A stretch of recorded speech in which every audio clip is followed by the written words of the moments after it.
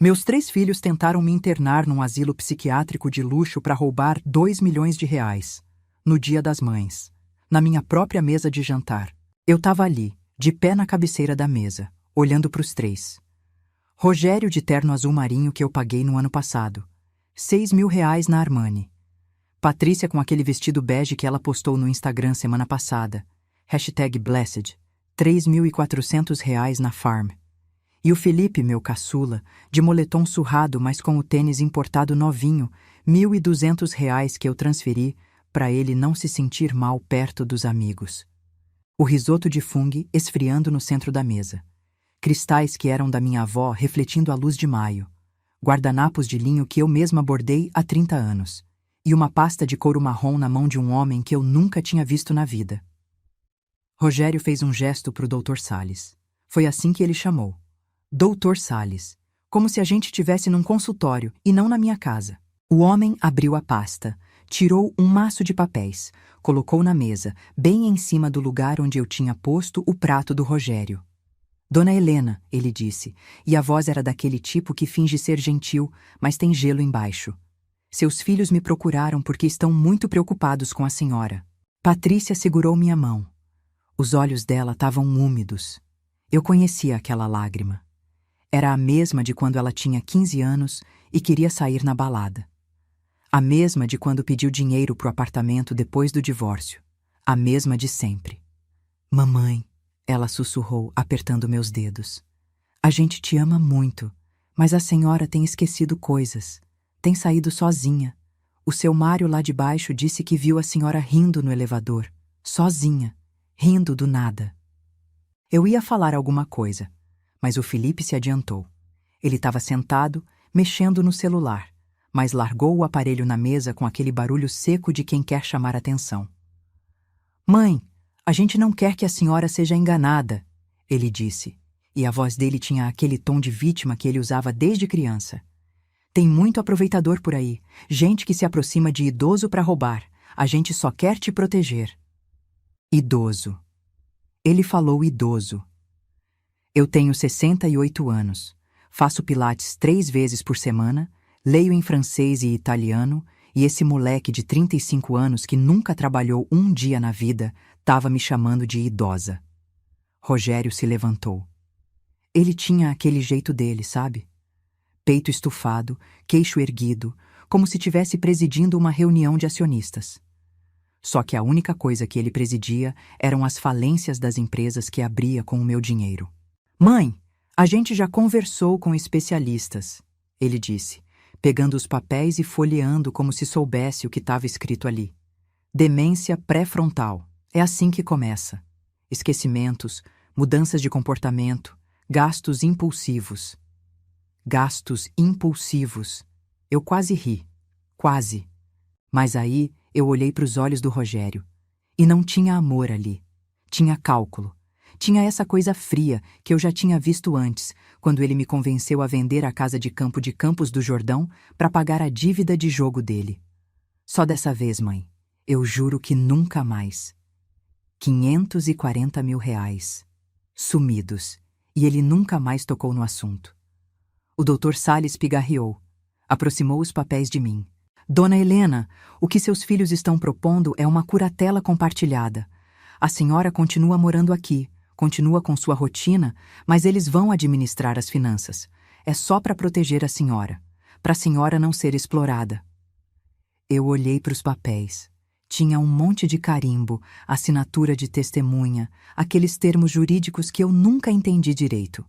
Outorga plenos poderes, administração total dos bens, alienação e oneração de imóveis. E se eu não quiser assinar? Eu perguntei. A voz saiu calma. Eu mesma me surpreendi.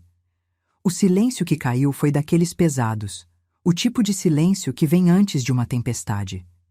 Rogério trocou um olhar com o Dr. Salles. Foi rápido, mas eu vi. Patrícia apertou minha mão com mais força. Carinho falso misturado com desespero real. Mãe, Rogério disse, e agora a voz dele tinha perdido aquele verniz de filho preocupado. Se a senhora não assinar, a gente vai ter que pedir a interdição judicial, amanhã mesmo. O Dr. Salles já tem os laudos médicos, de profissionais competentes. Amigos nossos. Amigos nossos. Laudos comprados. Eles tinham planejado tudo. Eu senti uma coisa estranha. Não foi raiva, não foi tristeza. Foi uma calma absoluta. Como se tivesse caído uma cortina e eu finalmente tivesse enxergando a peça toda. Olhei para o Rogério, para o meu primogênito, aquele menino que eu embalei nas madrugadas quando tinha cólica, que eu levei na escola todo santo dia durante 12 anos, que chorou no meu colo quando o pai dele morreu. Olhei para Patrícia, minha única filha, que eu vesti de princesa em todo aniversário, que eu consolei em cada desilusão amorosa, que segurei a mão na sala de parto quando os gêmeos nasceram. Olhei para o Felipe, meu caçula, meu bebê eterno, que eu protegi de tudo e de todos, que eu deixei morar no anexo só até passar no concurso. Fazia 12 anos, e nenhum deles estava olhando para mim como o filho olha para a mãe. Eles estavam olhando para mim como abutre olha para a carniça. Eu peguei a caneta Montblanc que estava na mesa. Era do Augusto, meu falecido marido. Ele usava para assinar os contratos da construtora. Rogério sempre quis essa caneta. Toda vez que via, ficava pegando, sentindo o peso, admirando. Vocês têm razão, eu disse, destravando a caneta. Eu realmente não estou em condições de gerir nada. Não tenho mais cabeça para essas coisas de dinheiro. Vamos resolver isso agora mesmo. Vi o alívio nos rostos deles. Patrícia soltou minha mão. Rogério sorriu. Aquele sorriso de vitória que ele sempre teve quando conseguia o que queria. Só que embaixo da mesa, com a mão esquerda, eu peguei meu celular. Desbloqueei sem olhar, no automático. Entrei no WhatsApp. Achei o contato que eu queria. Digitei. Pode subir, querido. Trago champanhe. Comenta aí de qual cidade você tá vendo isso. Porque o que vem agora, ninguém esperava. Nem eles. Mas deixa eu voltar pro começo. Deixa eu te contar como eu cheguei nessa mesa, nesse domingo de maio, assinando minha própria sentença de morte em vida. Ou pelo menos era isso que eles achavam. Tudo começou 3 meses atrás, numa terça-feira. Dia 23 de fevereiro, 6h15 da tarde. Eu estava num vernissage no MASP, Exposição de Arte Contemporânea Brasileira. Eu sempre gostei dessas coisas. O Augusto achava frescura, dizia que eu perdia tempo com rabisco de maluco. Mas depois que ele morreu, eu voltei a frequentar. Era um dos poucos lugares onde eu me sentia viva. Estava olhando uma tela, uma coisa abstrata cheia de vermelho e preto, quando ouvi uma voz do meu lado. Parece Sangue e Cinzas, não é? Virei. Era um homem alto, cabelo branco bem cortado, terno cinza chumbo, que devia custar uns 15 mil reais, e uns olhos castanhos que tinham aquela coisa rara, inteligência e gentileza ao mesmo tempo. Ou paixão e luto, eu respondi, sem pensar muito. Ele sorriu. Arthur Mendonça, disse, estendendo a mão. Helena Sampaio. A gente ficou conversando. Sobre a exposição, sobre arte, sobre São Paulo, sobre a vida. Ele era desembargador aposentado, viúvo há 5 anos, 2 filhos adultos e independentes, morando fora do país. Ele me convidou para tomar um vinho no café do museu. Eu aceitei. Isso foi a primeira terça-feira. Depois teve a segunda, a terceira, a quarta. Sempre às terças, sempre às 6 da tarde, às vezes no museu, às vezes num restaurante francês nos Jardins, às vezes só andando pela Paulista conversando sobre tudo e sobre nada. Eu não tinha contado para ninguém, nem para os meus filhos. Não porque tivesse vergonha, mas porque era meu. Era algo que era só meu. E fazia tanto tempo que eu não tinha nada que fosse só meu. Foi na 8ª terça-feira que o Arthur segurou minha mão.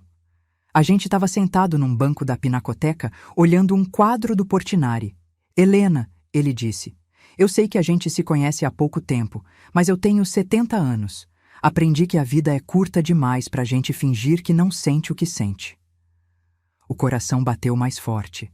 Fazia 10 anos que ninguém segurava minha mão daquele jeito, como se eu fosse preciosa, como se eu importasse. Eu também sinto, eu disse, e era verdade. Então casa comigo. Eu ri. Achei que era brincadeira, mas ele não estava rindo. Falo sério, Helena. Eu quero acordar todo dia do lado de uma mulher que entende de Portinari e de Niemeyer, que sabe a diferença entre um Bordeaux e um Borgonha, que lê Clarice Lispector no original e Proust em francês. Eu não quero morrer sem ter vivido isso. Eu fiquei sem palavras, literal. Fiquei ali, olhando para ele com as lágrimas descendo. Mas eu tenho 68 anos, eu disse. Eu sou velha. Eu tenho 70. Sou mais velho ainda. E daí? Meus filhos. O que tem seus filhos? Boa pergunta. O que tinha meus filhos? Porque a primeira coisa que veio na minha cabeça foi: o que meus filhos vão achar? Eu tinha passado 46 anos da minha vida cuidando deles. 9 meses de gestação vezes 3. Amamentação, fraldas, noites sem dormir, reunião de escola, dentista, médico, roupa, comida, universidade, casamento, divórcio, netos, dívidas, sempre dívidas. E o que eu tinha recebido em troca? Visitas obrigatórias em datas comemorativas, ligações de 30 segundos para pedir dinheiro, mensagens no WhatsApp. Mãe, deposita para mim? É urgente. Urgente. Tudo era sempre urgente. Menos eu. Eu aceito, eu disse. O Arthur sorriu daquele jeito dele, pegou meu rosto com as 2 mãos e me beijou. Ali, no meio da pinacoteca, com um monte de gente passando. E eu não liguei. Mas aí, no caminho de volta para casa, a realidade bateu. Eu tinha 18 mil reais de renda mensal, 12 mil da pensão do Augusto, 6 mil dos investimentos que ele tinha deixado. Parecia muito, mas não era. Porque todo mês, todo santo mês, eu entrava no cheque especial. E não era por causa de mim.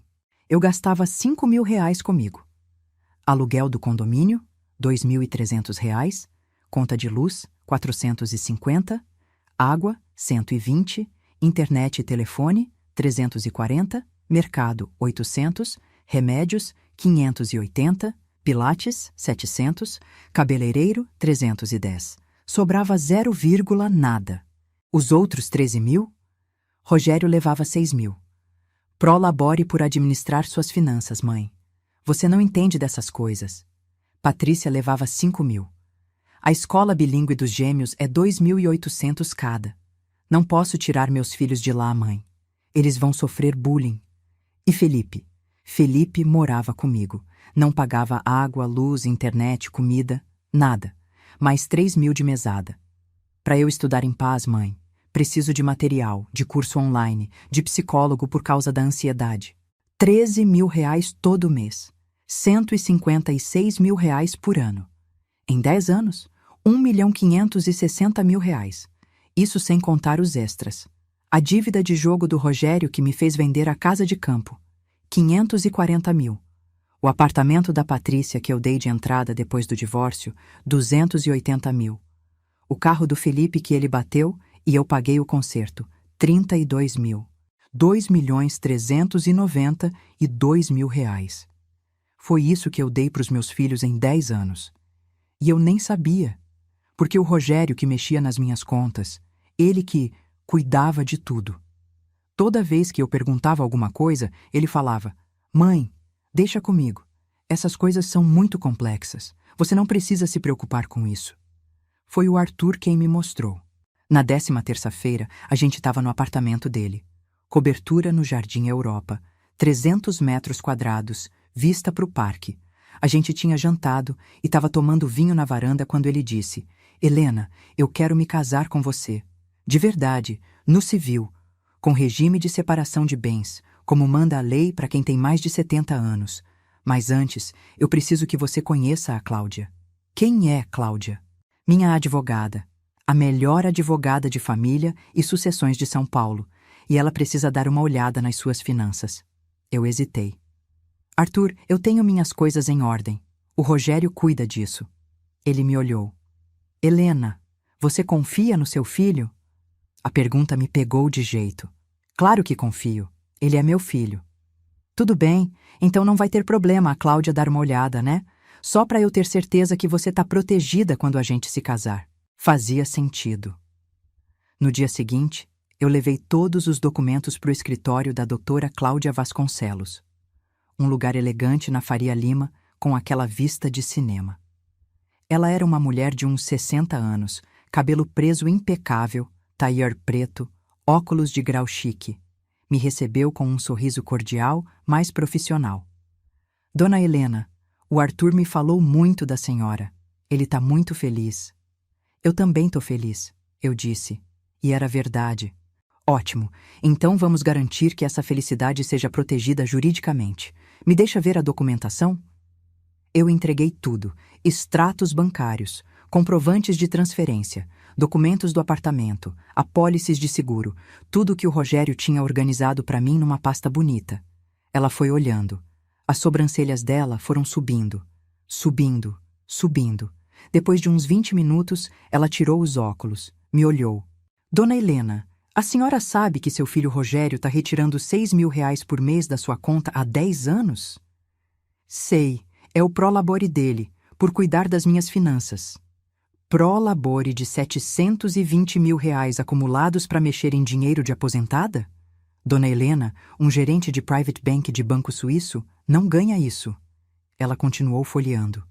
A senhora sabia que sua filha Patrícia recebe transferências mensais de 5.000, totalizando 600.000 em 10 anos?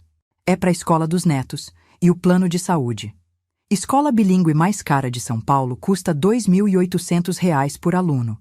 2 alunos, R$ 5.600. Plano de saúde top para 2 crianças, R$ 900. Total, R$ 6.500. Ela recebe 5.000. Onde está indo o resto? A doutora Cláudia pegou uma calculadora. Começou a somar na minha frente. Rogério, 6.000 vezes 120 meses, R$ 720.000. Patrícia, 5.000 vezes 120 meses, R$ 600.000. Felipe, moradia, alimentação e mesada, estimativa conservadora de 3.000 mensais, R$ 360.000. Ela parou, me olhou. R$ 1.680.000. Isso só nos últimos 10 anos, Dona Helena. Sem contar os extras que a senhora mencionou, a casa de campo, o apartamento, o carro. Ela abriu uma planilha no computador. Digitou uns números. Virou a tela para mim. Se a senhora tivesse investido esse dinheiro em renda fixa conservadora, CDI menos taxas, a senhora teria hoje R$ 3.240.000. Se tivesse colocado em previdência privada, com isenção de IR, uns 3.800.000. Eu fiquei olhando para os números na tela. Não conseguia processar. Dona Helena, ela disse, e a voz ficou mais suave. A senhora é vítima de abuso financeiro familiar. Seus filhos estão te usando como caixa eletrônico há uma década. E legalmente, como tudo foi feito por transferência voluntária, não tem muito o que fazer para recuperar, a não ser que a gente prove coação, o que é quase impossível. Senti uma coisa estranha no peito. Não era tristeza, era raiva. Uma raiva quieta, gelada. O que eu posso fazer? Perguntei. Ela sorriu. Um sorriso afiado. A senhora pode começar fazendo o que é seu direito. Viver a sua vida. E proteger o que sobrou. Foi ali que a gente começou a planejar. A doutora Cláudia me explicou tudo. No Brasil, quando alguém morre, 50% dos bens vão obrigatoriamente para os herdeiros necessários. É a legítima.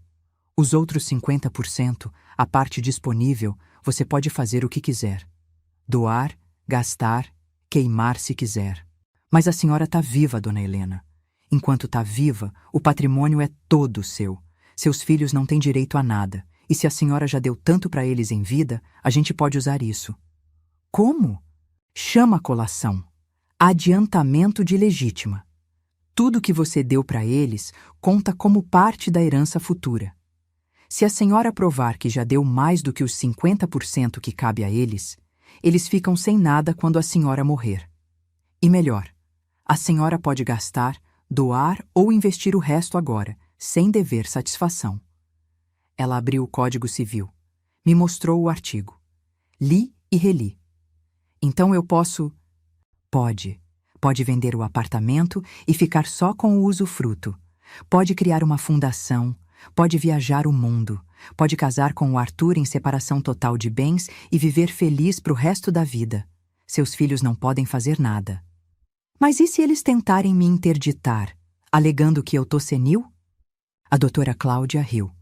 Dona Helena, a senhora acabou de passar 2 horas discutindo comigo os detalhes da legislação sucessória brasileira. A senhora lê em 3 idiomas. A senhora está fazendo pilates e saindo todo santo dia. Qual juiz no Brasil vai decretar interdição de uma mulher autônoma e lúcida só porque os filhos dela querem a herança antes da hora? Ela tinha razão. Naquela semana, eu comecei a executar o plano. Primeiro, auditoria completa. A doutora Cláudia me ajudou a levantar tudo. Cada transferência, cada depósito, cada ajuda emergencial. Juntei comprovantes de 10 anos. Tinha tudo guardado numa caixa de sapatos no armário do quarto. O Augusto sempre disse: guarda tudo, Helena. Papel é prova. Era. O Rogério tinha me feito assinar um monte de coisa ao longo dos anos. Eu assinava sem ler, porque confiava, porque ele era meu filho. Tinha recibos dele como administrador financeiro. Tinha contratos de prestação de serviço. Tinha até uma ata de reunião familiar onde eu autorizava o pagamento mensal dele. Tudo bonitinho, tudo legal, tudo me sugando por dentro. Segundo, proteção do patrimônio. O apartamento valia R$ 2.400.000. Eu vendi para uma holding imobiliária de um amigo do Arthur. Valor: R$ 2.400.000 à vista. Mas eu fiquei com o usufruto vitalício. Ou seja, eu posso morar lá até morrer. Não pago nada. Quando eu morrer, volta pro dono. Meus filhos não herdam nada. O dinheiro da venda entrou na minha conta e no mesmo dia saiu. Metade foi para criar a Fundação Helena Sampaio de Apoio à Arte na Terceira Idade. A outra metade, R$ 1.200.000, foi dividida entre uma previdência privada VGBL no meu nome, que não entra em inventário direto, e uma conta conjunta com o Arthur, com cláusula de reversão para o sobrevivente. Terceiro, casamento. 2 de abril. Cartório. Só eu, o Arthur, a doutora Cláudia e 2 funcionários do cartório como testemunhas. Regime de separação obrigatória de bens. O que é meu, é meu. O que é dele, é dele. Mas a gente fez um testamento mútuo. Se eu morrer, parte dos meus bens vai para a fundação. Se ele morrer, mesma coisa. E o melhor, eu continuei morando no apartamento. Continuei saindo às terças. Continuei transferindo o dinheiro para os meus filhos todo mês. Eles não desconfiaram de nada. Até que no sábado retrasado, dia 9 de maio, eu estava tomando café com a Patrícia. A gente tinha combinado de se encontrar num lugar chique em Moema, aqueles brunches de R$ 400 por pessoa. Ela estava no celular o tempo todo. Mal olhava para mim. De repente, atendeu uma ligação. Oi, Rô. Tô aqui com a mãe. É, num brunch. Quanto? R$ 180 a unha em gel? Tá maluco? Ah, tá. Deixa eu ver se ela paga. Não, ela vai pagar. Ela sempre paga. O problema é que ela tem que durar até o final do ano, né? Eu preciso trocar o carro. Aquele Fusion tá fazendo vergonha na porta da escola dos meninos. Ela riu. Continuou falando. Não percebeu que eu estava ouvindo. Fala sério, Rô. Se fosse por mim, a velha já tinha batido as botas. Aí a gente dividia tudo de uma vez e não precisava ficar nessa de pedir migalha todo mês. Oi? Ah, nada não. Tô falando do brunch. Tá caro demais. Ela desligou. Me olhou sorrindo. Desculpa, mãe. Era o Rogério, falando bobeira. Eu sorri de volta. Sem problema, filha. Mas por dentro, alguma coisa quebrou. E quando algo quebra dentro da gente, não tem como consertar. Só dá para juntar os cacos e decidir o que fazer com eles. 2 dias depois, segunda-feira, 11 de maio, eu recebi uma ligação do Rogério. Mãe, a gente precisa conversar. É sério, reúne a família no domingo, Dia das Mães, no almoço. Eu levo uma surpresa para a senhora. Que surpresa, filho? Ah, é surpresa, mãe. A senhora vai gostar. Eu ia gostar. Claro. Liguei pro Arthur. Contei. Ele ficou em silêncio por uns segundos. Eles vão tentar te interditar, ele disse. Eu sei. Você quer que eu vá? Quero, mas não desde o começo. Espera eu te chamar.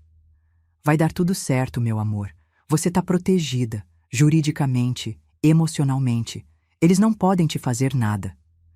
Eu sei, mas preciso ouvir da boca deles. Preciso ter certeza que eu não tô enlouquecendo, que eu não tô sendo injusta. Você não é injusta, Helena. Você foi mãe demais. Agora tá na hora de ser você. E foi assim que eu cheguei naquele domingo, naquela mesa, com aqueles papéis na minha frente e a caneta Montblanc na minha mão. Eu olhei para o Dr. Salles. Onde eu assino? Ele apontou. 3 lugares. Tinha até marca de post-it amarelo. Eles tinham planejado tudo mesmo. Assinei a primeira, a segunda, a terceira. Rogério soltou o ar. Ele nem tinha percebido que estava prendendo a respiração. Pronto, mãe. A senhora fez a coisa certa. Agora a gente vai cuidar de tudo. A senhora não precisa se preocupar com nada. É verdade, mamãe, a Patrícia disse, apertando meu ombro. A gente só quer o melhor para a senhora. Felipe tinha voltado para o celular. Nem olhava mais. O Dr. Salles guardou os papéis na pasta. Perfeito. Vou registrar isso amanhã mesmo. A partir de agora, toda movimentação financeira acima de R$ 1.000 precisa da aprovação dos 3 curadores. Curadores. Palavra bonita para carcereiros. Aí tocou a campainha. Rogério franziu a testa. Você chamou mais alguém, mãe? Chamei, eu disse, me levantando. Meu marido. O silêncio que caiu foi total. Daqueles que parecem que sugaram o ar da sala.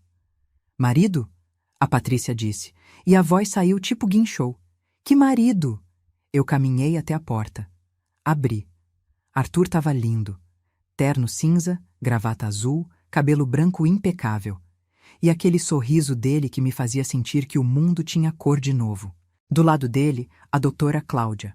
Tailleur preto, pasta de couro, salto alto, expressão de quem veio para a guerra e já sabe que vai ganhar.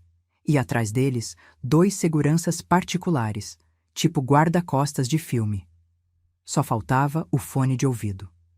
Arthur entrou. Me deu um beijo na testa. Como você tá, meu amor? Ótima, eu disse. E era verdade. Ele olhou para a mesa, para o risoto frio, para os cristais, para os meus filhos paralisados, para o Dr. Salles que tinha ficado branco igual papel. Boa tarde, Arthur disse, com aquela voz de quem passou 40 anos dando sentença. Arthur Mendonça, marido da Helena e dono desta cobertura. Rogério se levantou tão rápido que a cadeira caiu para trás. Que história é essa? Que marido? Mãe, a senhora Tadel? Ele ia falar delirando, mas a doutora Cláudia levantou a mão. Foi um gesto pequeno, mas tinha autoridade de juíza. Cuidado com a próxima palavra, ela disse. Qualquer acusação infundada de incapacidade mental pode configurar difamação e calúnia. E a gente já tem 5 testemunhas aqui. Ela abriu a pasta, tirou 3 documentos, colocou na mesa, bem em cima dos papéis que eu tinha acabado de assinar. Certidão de casamento, Dona Helena Vasconcelos, Sampaio Mendonça e Senhor Arthur Guimarães Mendonça. Data, 2 de abril. Regime, separação obrigatória de bens conforme Código Civil para maiores de 70 anos. Patrícia pegou o papel. Leu, releu. A mão dela estava tremendo. Isso não pode ser verdade. É verdade, eu disse. Eu me casei, faz 6 semanas. Mas a senhora nem conhecia ninguém. A senhora nunca saía, só às terças, para as aulas de francês? Eu completei. Não, filha. Eu saía para encontrar o Arthur. A gente se conheceu há 3 meses, num vernissage. A doutora Cláudia colocou o segundo documento na mesa. Escritura de compra e venda. Apartamento 321, edifício Copacabana Palace, Higienópolis. Vendedora, Helena Vasconcelos Sampaio. Compradora, HG Participações e Investimentos Ltda. Valor, R$ 2.400.000. Data, 10 de abril. Cláusula de usufruto vitalício para a vendedora. Rogério pegou o papel. Li. Os olhos dele foram ficando arregalados. A senhora vendeu o apartamento? Vendi. É meu direito. Eu sou dona. Ou era. Agora é da holding. Mas eu posso morar aqui até morrer, sem pagar nada. Quando eu morrer, volta pro dono. Vocês não herdam. Mas... Felipe tinha largado o celular. Finalmente. Mas esse apartamento vale uma fortuna. 2.400.000 reais, Arthur disse e cruzou os braços. E antes que perguntem, não. Eu não fiquei com o dinheiro. Eu tenho patrimônio próprio estimado em 12 milhões de reais. Não preciso do dinheiro da minha esposa. A doutora Cláudia colocou o terceiro documento. Estatuto da Fundação Helena Sampaio de Apoio à Arte na Terceira Idade. Capital Social, 1.200.000 reais. Finalidade, promover acesso à cultura para pessoas acima de 60 anos em situação de vulnerabilidade social. Presidente, Helena Vasconcelos Sampaio Mendonça. Vice-presidente, Arthur Guimarães Mendonça. Ela se virou para mim. Sorriu. Dona Helena, quer que eu mostre o quarto documento ou a senhora mesma quer fazer a honra? Eu peguei minha bolsa. Tirei uma pasta. A mesma pasta de sapatos onde eu guardava tudo. Só que agora estava organizada, cronológica, com post-its, com marcações, com somas. Coloquei na mesa. Abri. Rogério, eu disse, e minha voz estava firme. Firme que nem eu reconhecia. Você recebeu de mim nos últimos 10 anos 720.000 reais em prolabore, mais 540.000 pela dívida de jogo, mais os extras, presentes de aniversário, Natal, Dia dos Pais, média de 20.000 por ano, 200.000 reais, total, 1.460.000 reais. Virei para Patrícia. Ela estava branca, tipo cera de vela. Patrícia, você recebeu 600.000 reais em mensalidades e planos, mais 280.000 de entrada do apartamento, mais os presentes. Total, 890.000 reais. E pro Felipe, meu bebê eterno. Felipe, moradia, alimentação, mesada, 360.000 reais. Mais o carro, mais presentes. Total, 400.000 reais. Peguei a calculadora do celular, somei na frente deles. 2.750.000 reais. Foi isso que eu dei para vocês em 10 anos. Rogério estava vermelho, as veias do pescoço saltadas. Você está dizendo que a gente não vai herdar nada? A doutora Cláudia respondeu por mim. Pela lei brasileira, artigo 1847 do Código Civil, tudo o que foi doado em vida aos herdeiros é considerado adiantamento de legítima. Chama-se colação.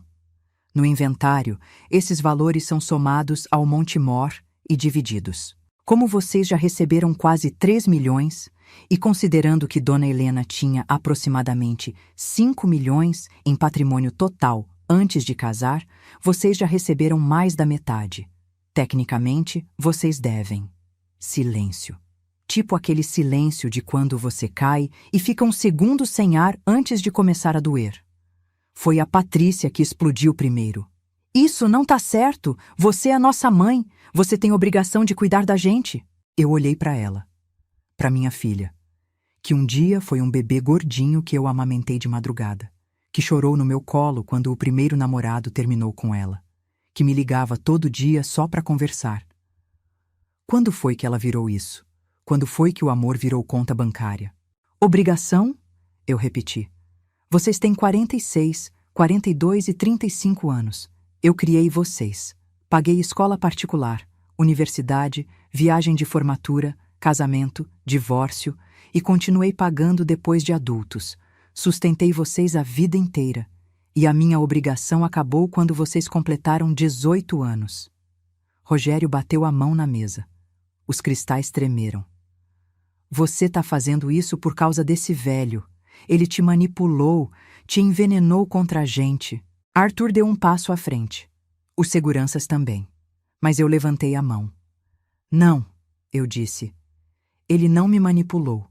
Ele me mostrou a verdade. Sabe quando eu percebi que eu tinha perdido vocês?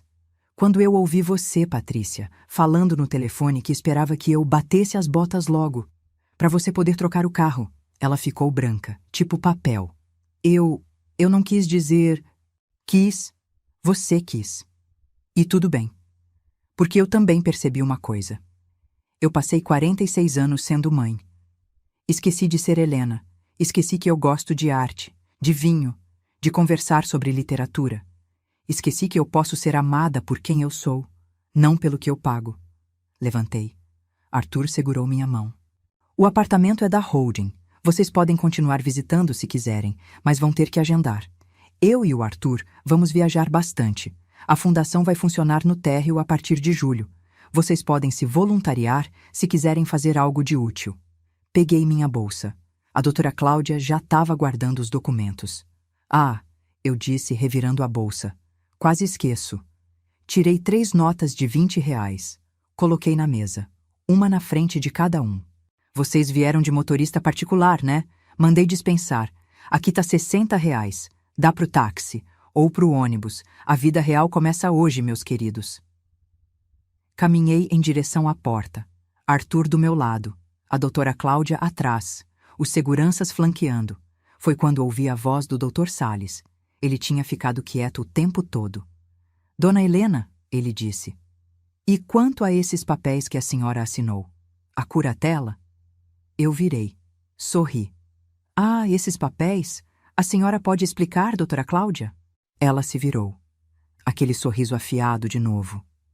Qualquer procuração ou termo de curatela assinado sob coação é nulo de pleno direito. E a gente tem a gravação do celular da dona Helena registrando as ameaças. Se a senhora não assinar, a gente vai pedir a interdição judicial. Coação explícita. Artigo 151 do Código Civil. Nulo. Ela pegou os papéis da mesa. Rasgou. Assim, na frente deles. Esses papéis não valem nada. Nunca valeram. Saímos. Eu, Arthur, doutora Cláudia, os seguranças. O elevador de serviço estava esperando. A gente entrou. As portas começaram a fechar. A última coisa que eu vi foi os 3, meus filhos, de pé na sala de jantar, no meio dos cristais, do risoto frio, das notas de R$ 20 amassadas na mesa. E eu não senti nada, nem tristeza, nem raiva, nem culpa, só alívio. O elevador desceu em silêncio. Só o som mecânico dos cabos. Arthur segurava minha mão. A doutora Cláudia olhava para o celular, provavelmente checando algum detalhe jurídico. Os seguranças imóveis, profissionais. Eu olhei para o reflexo no espelho do elevador. Uma mulher de 68 anos, cabelo bem cortado, maquiagem leve, taillé creme. Parecia calma, parecia inteira. Mas por dentro tinha um buraco. Não de tristeza, não ainda. Era mais como aquela sensação quando você arranca um band-aid velho que estava grudado na pele machucada. Dói, mas também alivia. O elevador parou no térreo. As portas abriram. Seu Mário, o porteiro, levantou da cadeira. Ele trabalhava ali fazia 23 anos. Conhecia meus filhos desde crianças. Dona Helena, ele disse, e tinha aquela coisa nos olhos dele, pena misturada com respeito. A senhora vai sair? Vou, seu Mário. Pra sempre. Ele piscou. Pra sempre? É, eu me casei. Vou morar com meu marido. Apontei pro Arthur. Seu Mário olhou, estendeu a mão. Parabéns, moço. O senhor tem sorte. Dona Helena é gente fina. Arthur apertou a mão dele. Eu sei, por isso casei. Atravessamos o hall, a porta de vidro, a calçada. Tinha um Bentley preto parado na frente. Motorista de libré, porta aberta. Entrei. O banco era de couro legítimo, macio, cheirando a carro novo, mesmo sendo velho. Arthur entrou do outro lado. A doutora Cláudia acenou e foi pro carro dela, um Mercedes prata. Os seguranças foram junto. O motorista fechou a porta. O silêncio ficou ainda mais denso. Aquele silêncio caro de carro blindado. Você tá bem? Arthur perguntou. Eu ia dizer que sim, mas aí senti. Uma coisa subindo pela garganta. Um soluço. Outro. As lágrimas vieram de repente, quentes, molhando o rosto. Arthur me puxou pro abraço. Eu chorei no ombro dele. Chorei tudo que eu não tinha chorado lá em cima. Chorei pelos 46 anos sendo mãe. Chorei pelas noites sem dormir. Chorei pelas dívidas que paguei. Chorei pela casa de campo que vendi.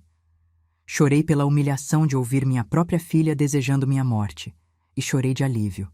Porque acabou. Finalmente acabou. Chorei uns 10 minutos.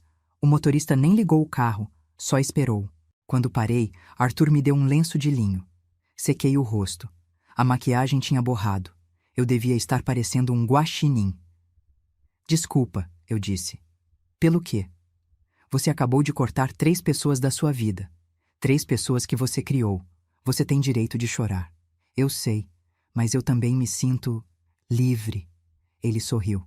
Porque você é. Agora você é livre de verdade. O motorista ligou o carro. Saímos, atravessamos São Paulo.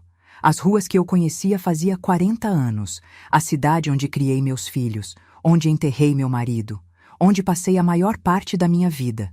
E eu estava deixando tudo para trás. Não geograficamente. A fundação ia funcionar ali mesmo. O apartamento continuava ali. Mas emocionalmente, eu estava cortando o cordão umbilical que me prendia ao passado. Chegamos no prédio do Arthur. Jardim Europa. Um edifício art déco dos anos 40, reformado, uma joia arquitetônica. 8 andares, 2 apartamentos por andar. O do Arthur era a cobertura. Subimos. O elevador era antigo, aqueles com porta de ferro trabalhado, operador uniformizado. Entramos no apartamento. 300 metros quadrados de pé direito alto, janelões enormes, vista para o parque. E a biblioteca. Meu Deus, a biblioteca. 3 paredes inteiras de livros, do chão ao teto. Tinha que usar aquelas escadinhas de biblioteca para alcançar os de cima. Primeiras edições, clássicos, contemporâneos, português, inglês, francês, italiano, espanhol. Bem-vinda para casa, Arthur disse. Casa. Fazia quanto tempo que eu não sentia que tinha uma casa de verdade? Ele me levou para o quarto. Minha mala já estava lá. Eu tinha trazido aos poucos nas últimas semanas. Roupas, livros, fotos antigas, as joias que restavam, o baú de madeira com os documentos. Descansa um pouco, ele disse. Hoje foi pesado. Você não vai ficar? Vou fazer um chá, aquele inglês que você gosta, e vou ligar para a doutora Cláudia para confirmar que está tudo certo. Ele saiu. Fechou a porta devagar. Eu me joguei na cama. Era enorme. King size. Colchão firme, mas confortável. Lençol de algodão egípcio, aquele que custa R$ 800 o jogo. Travesseiros de pluma de ganso. Peguei o celular. 19 chamadas não atendidas. 32 mensagens no WhatsApp. Todas dos meus filhos. Abri, li. Mãe, a gente precisa conversar com calma. Esse homem tá te manipulando. Você não tá pensando direito. Liga pra mim. Urgente. Mãe, eu vou processar esse velho por estelionato. Atende o telefone. Mamãe, eu não quis dizer aquilo. Você ouviu errado. Eu tava nervosa, falei besteira. Por favor, não faz isso com a gente. Pensa nos seus netos. Eles vão sofrer. Você quer que seus netos sofram? Mãe, cadê você? O síndico tá dizendo que o apartamento não é mais seu. Onde eu vou morar? Você não pode fazer isso comigo. Eu tenho ansiedade, mãe. Eu posso entrar em crise. Li tudo. Não respondi nada. Bloqueei os 3. Parece cruel, né? Bloquear os próprios filhos. Mas não era crueldade. Era sobrevivência. Porque eu conhecia o padrão. Eu tinha vivido ele durante 46 anos. Primeiro vinha a raiva. Depois a chantagem emocional. Depois as desculpas. Depois as promessas. Dessa vez vai ser diferente, mãe. Eu prometo. Eu vou mudar. E eu sempre acreditava. Sempre perdoava. Sempre dava mais uma chance. Não dessa vez. Arthur voltou com o chá. Earl Grey, fumegante, numa xícara de porcelana inglesa. Obrigada, eu disse pegando a xícara. De nada, meu amor. A doutora Cláudia ligou. Tá tudo certo. Os papéis que você assinou não têm validade jurídica nenhuma. e ela já mandou notificação extrajudicial para os 3 avisando que qualquer tentativa de interdição vai ser respondida com processo por litigância de má-fé. Eles podem tentar mesmo assim? Podem, mas não vão conseguir. Para interditar alguém por incapacidade mental, precisa de laudo psiquiátrico sério. Você acabou de vender um imóvel, criar uma fundação e se casar. Tudo com assessoria jurídica competente. Nenhum juiz vai decretar interdição. Tomei um gole do chá. Estava perfeito, nem muito quente, nem muito frio. E se eles tentarem me difamar, espalhar que eu tô senil, que você me manipulou? Arthur sentou na cama do meu lado. Pegou minha mão. Helena, você tem 68 anos, eu tenho 70. A gente não tá na idade de se importar com fofoca. Quem te conhece sabe quem você é. E quem não conhece, não importa. Ele tinha razão, mas ainda doía. Porque eram meus filhos. Eu tinha carregado eles no ventre. Tinha dado à luz. Tinha amamentado. Tinha cuidado quando estavam doentes. Tinha segurado a mão no primeiro dia de aula. E agora, eles me odiavam. Porque eu tinha ousado dizer não. Você se arrepende? Arthur perguntou. Pensei. De verdade. Olhei para trás, para os 46 anos, para as fraldas, para as noites sem dormir, para os sacrifícios, para o dinheiro que dei, pela casa que vendi, pela vida que eu não vivi. Não, eu disse. Eu não me arrependo de ter sido mãe. Eu me arrependo de ter esquecido de ser eu. Dormi cedo naquela noite. Dormi 12 horas seguidas. Pela primeira vez em anos, não acordei no meio da madrugada preocupada com dinheiro. Não sonhei com banco, com cheque especial, com conta atrasada. Acordei com cheiro de café. Café de verdade, moído na hora, coado. Pão francês quentinho, manteiga de garrafa, geleia de damasco caseira. Arthur estava na varanda, lendo jornal, tomando suco de laranja espremido na hora. Bom dia, dorminhoca, ele disse sorrindo. Bom dia. Que horas são? 10h30. 10h30. Eu não dormia até 10h30 fazia. Nem lembrava quando. Sentei, comi, tomei café, olhei para São Paulo lá embaixo. A cidade acordada, viva, movimentada. E eu estava ali, em paz. Finalmente em paz. O que você quer fazer hoje? Arthur perguntou. Não sei. O que você quer fazer? Nada. Absolutamente nada. Só ficar aqui com você. A gente ficou. Lemos, conversamos, almoçamos em casa, assisti um filme francês legendado, tomei vinho à tarde, jantei leve, dormi cedo de novo, e assim foram os primeiros 3 dias, sem pressa, sem agenda, sem obrigações. No 4º dia, uma quarta-feira, dia 13 de maio, tocou o interfone. Eu estava na biblioteca, lendo Clarice Lispector. A empregada atendeu. Veio me chamar. Dona Helena, tem uma moça na portaria. Diz que é sua filha. O coração apertou. Qual? Patrícia. Olhei para Arthur. Ele estava trabalhando no notebook, mexendo em não sei o que da fundação. Você quer que eu desça com você? Ele perguntou. Não. Eu vou sozinha. Desci. A portaria do prédio era elegante. Piso de mármore, sofás de couro, aquele silêncio caro de prédio de alto padrão. Patrícia estava sentada num sofá, bolsa cara, roupa cara, cabelo recém-escovado. Mas os olhos estavam inchados, e ela não estava maquiada. A Patrícia nunca saía sem maquiagem. Ela me viu. Levantou. Mãe, Patrícia. A gente ficou ali, de pé, se olhando. O porteiro discretamente saiu. Foi lá pro fundo. Eu vim pedir desculpas, ela disse. Esperei. Não falei nada. Aquilo que eu disse no telefone.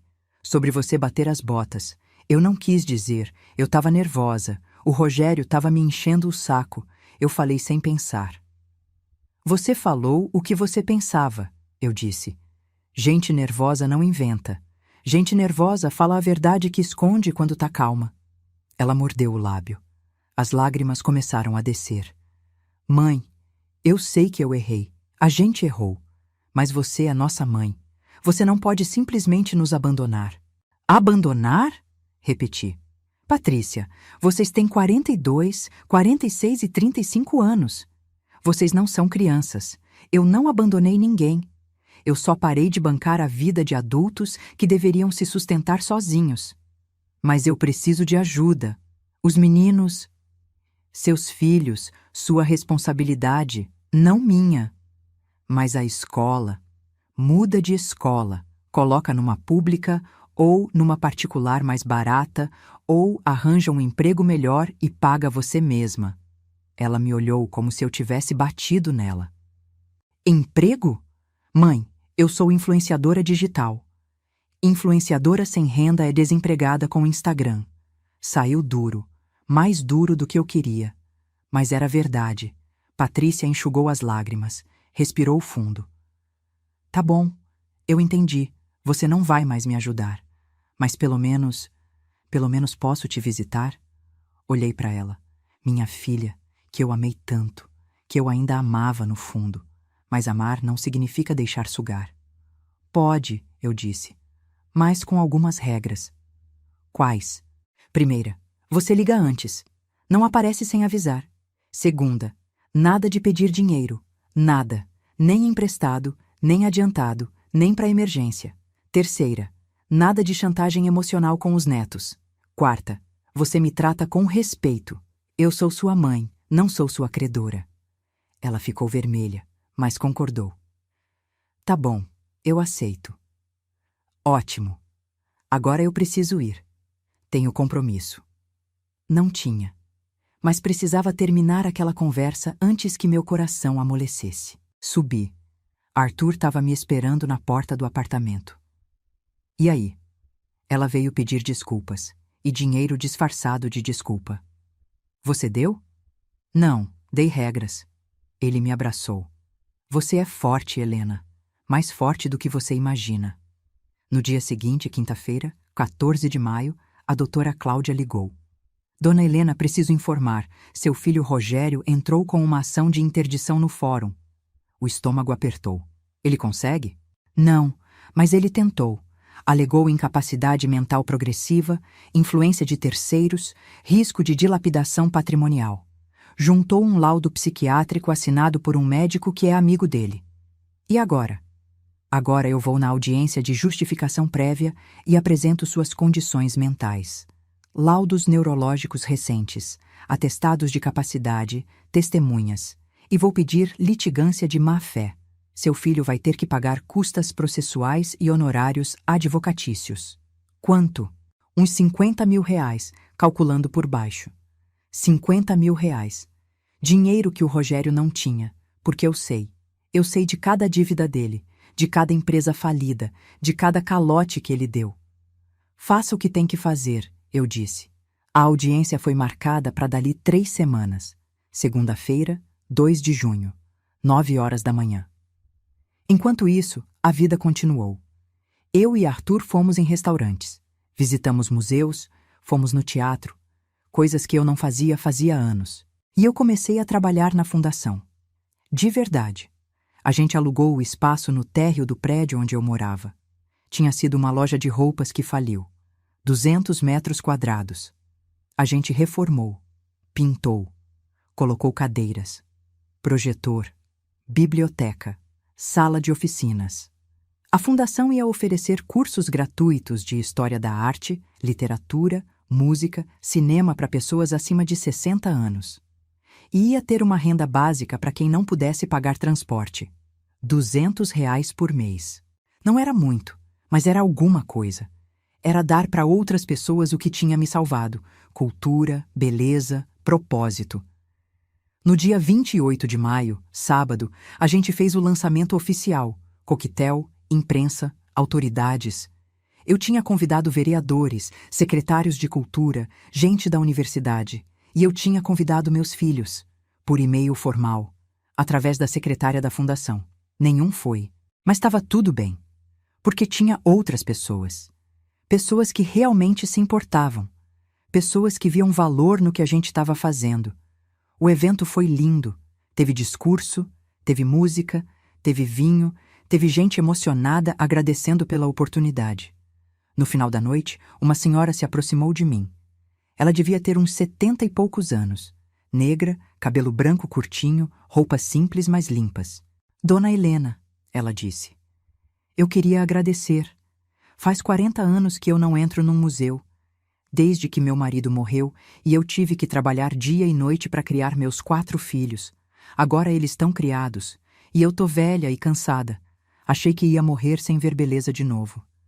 Ela chorou. Eu chorei. A gente se abraçou e eu soube. Soube que tinha feito a coisa certa, que tinha valido a pena. No domingo, dia 2 de junho, véspera da audiência, eu estava nervosa, andando de um lado para o outro, checando documentos, relendo laudos. Arthur pegou minha mão. Para, você está preparada. A doutora Cláudia está preparada. Você não tem nada a temer.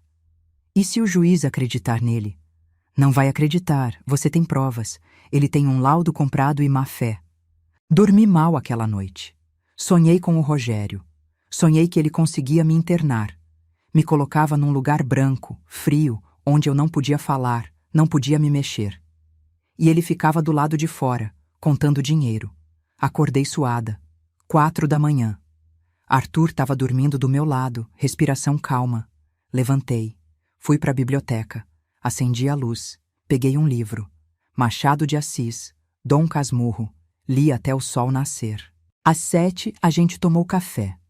Às 8, a doutora Cláudia chegou. Tailleur cinza, pasta de couro, aquela expressão de guerra.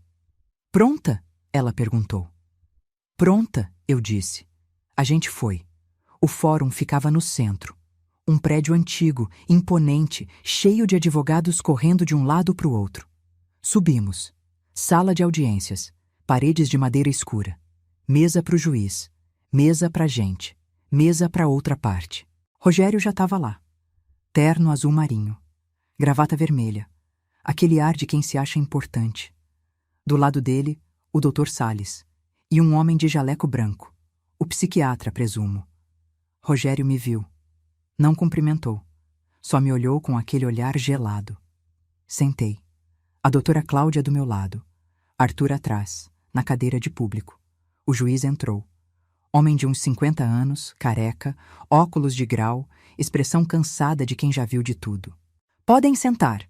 Processo número tal. Requerente Rogério Sampaio solicitando interdição de Helena Vasconcelos Sampaio Mendonça. Vamos começar. O doutor Salles se levantou. Começou a falar. Que a mãe dele, quer dizer, a mãe do Rogério, estava apresentando sinais claros de demência. Esquecimentos, comportamento errático, gastos impulsivos, influência de terceiros mal intencionados. Apresentou o laudo. O juiz pegou.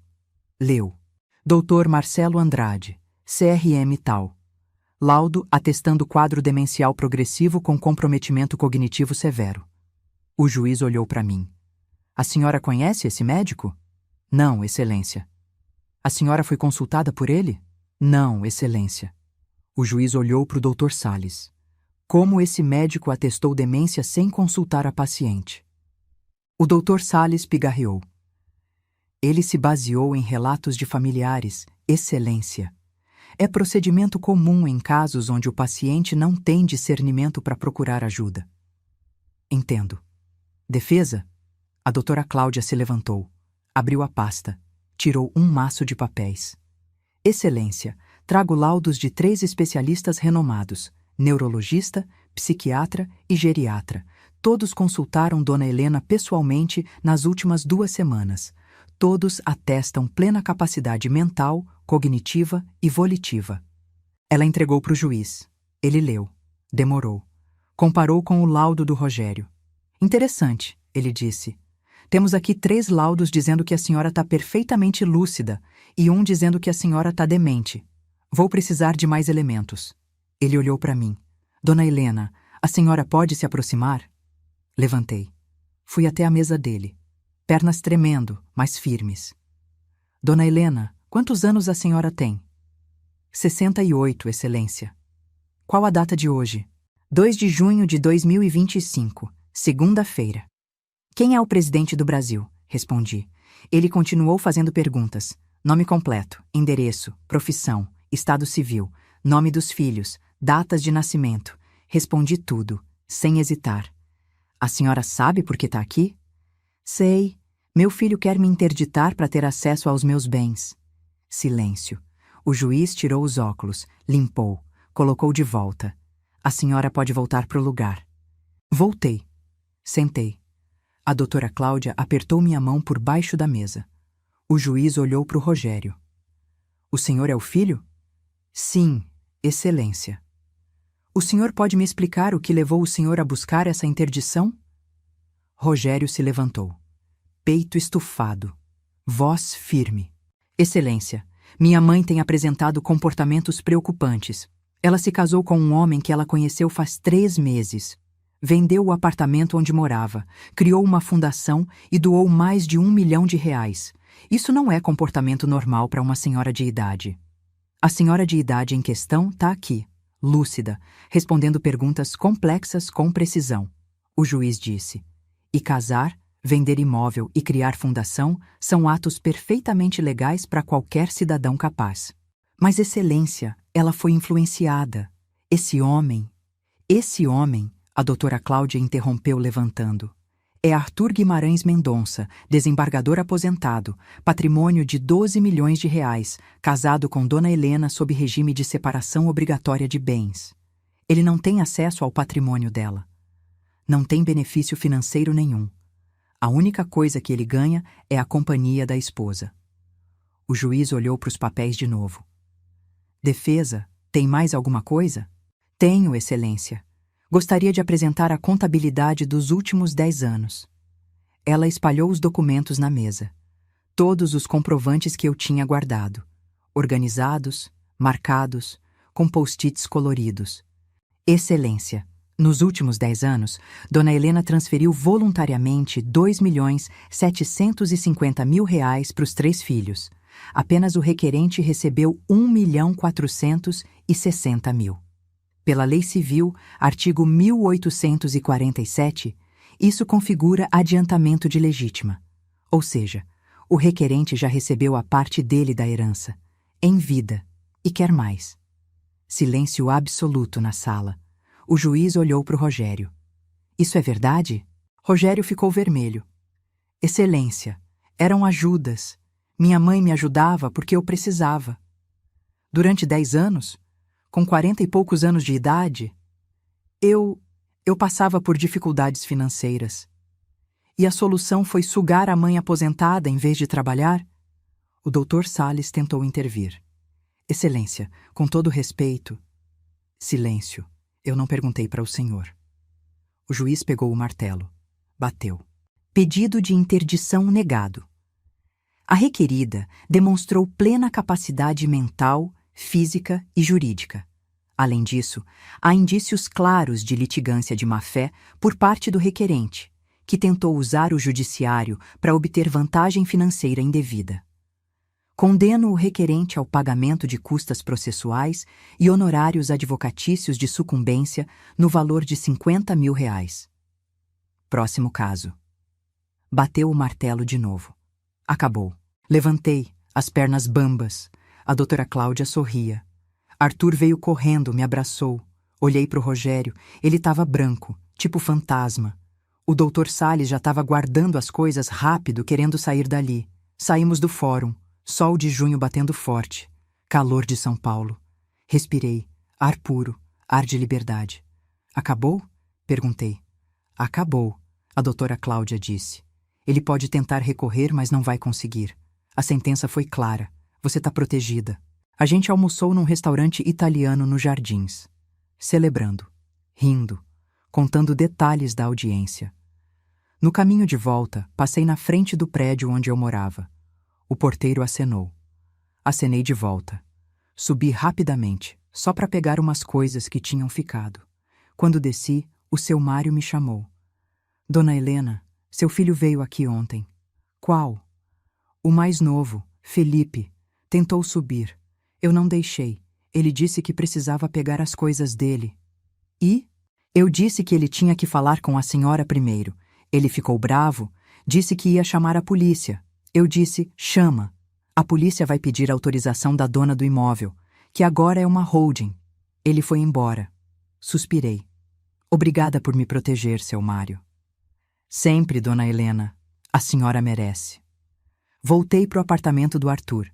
Nosso apartamento. Porque agora era nosso mesmo. Aquela noite, deitada na cama, olhando para o teto, eu pensei em tudo. 46 anos atrás, eu tinha segurado o Rogério nos braços pela primeira vez. Ele era minúsculo, 3,2 kg. Chorava muito, mas quando eu colocava ele no peito, ele se acalmava. Eu amava aquele bebê. Amava com uma intensidade que doía. E agora? Agora aquele bebê era um homem de 46 anos que tinha tentado me roubar, me internar, me tirar a liberdade. Quando foi que eu perdi meu filho? Ou será que eu nunca tive? Será que ele sempre foi assim e eu só não quis ver? Arthur se mexeu do meu lado. Você tá bem? Tô pensando. No quê? Em quando foi que eu deixei de ser a Helena e virei só a mãe, só a fornecedora de dinheiro? Você nunca deixou de ser Helena. Você só esqueceu por um tempo, mas agora você lembrou. Virei para ele. Aquele homem de 70 anos, cabelo branco, rugas nos olhos, mãos grandes e gentis. Obrigada, eu disse. Pelo quê? Por me fazer lembrar. Ele me beijou, daquele jeito dele, suave, respeitoso, cheio de afeto, e pela primeira vez em 10 anos eu dormi sem peso na consciência, porque eu não devia nada para ninguém.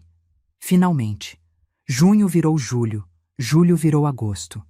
A fundação abriu as portas no dia 15 de julho, numa terça-feira. Terça-feira de propósito, porque terça era o meu dia. O dia que eu tinha começado a viver de novo. Teve fila. Gente de 60, 70, 80 anos. Gente que a vida tinha empurrado para a sobrevivência pura e que agora, na velhice, queria um pouco de beleza. Um pouco de sentido. A primeira turma teve 32 pessoas. A gente ofereceu história da arte moderna. Eu que dei a aula. Sobre os impressionistas. Monet, Renoir, Degas. Mostrei slides. Contei histórias, expliquei técnicas. E no final, uma senhora levantou a mão.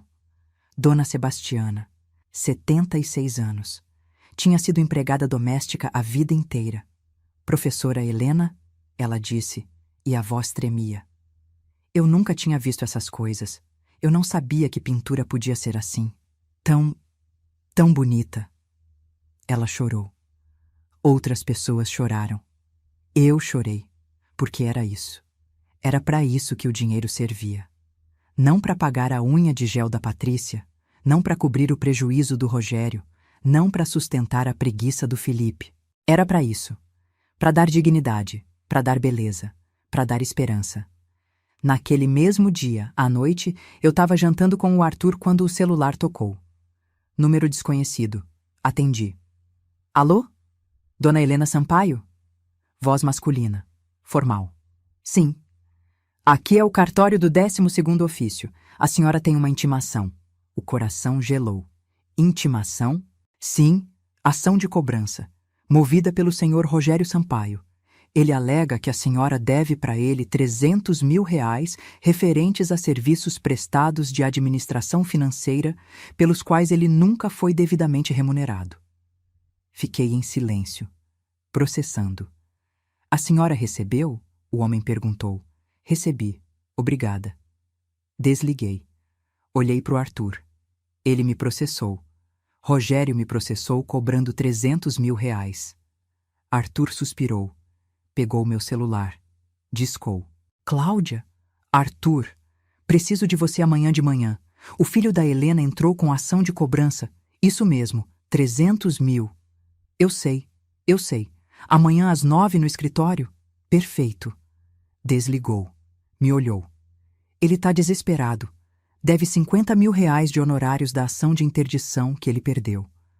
Deve pro advogado dele. Deve para todo mundo. Ele tá tentando qualquer coisa. Ele vai conseguir? Não, mas vai tentar. Na manhã seguinte, a gente foi no escritório da doutora Cláudia.